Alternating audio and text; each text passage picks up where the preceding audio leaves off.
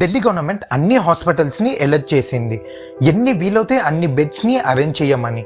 ఎందుకంటే అది తిరిగి వచ్చింది. అదే కరోనా వైరస్ తిరిగి వస్తుంది. చాలా టైం తర్వాత ఇండియాలో కోవిడ్ కేసెస్ 6,000 కంటే ఎక్కువ అయ్యాయి. చాలా కేసెస్ అనేవి మన సౌత్ వైపే ఎక్కువ ఉన్నాయి.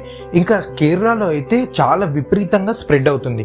ఈ రోజు స్టాట్స్ చూసుకుంటే టోటల్ 6,000 చేంజ్ కేసెస్ ఉన్నాయి. దాంట్లో కేరళ యాక్టివ్ కేసెస్ 1950, కర్ణాటకలో 2 చనిపోయారు, కేరళలో 3 చనిపోయారు, తమిళనాడులో 1 చనిపోయారు. వీళ్ళందరూ మాక్సిమం 40 to 50 ఎబో ఉన్న ఏజ్ వాళ్ళు. ఈ వైరసెస్ చాలా తెలియగలవి, ఎందుకంటే వాటికి అవే మ్యూటేట్ చేసుకుంటాయి, అంటే చేంజ్ అవ్వడం లాంటిది, లైక్ రూపాంతరం అవ్వడం లాంటిది. వేరియస్ కి ఒకటే గోల్, సర్వైవ్ అవ్వాలి. మనిషి వస్తాడు, వేరియస్ ని అంతం చేస్తాడు, మళ్ళీ కొన్ని days are months or years తర్వాత మళ్ళీ వస్తుంది.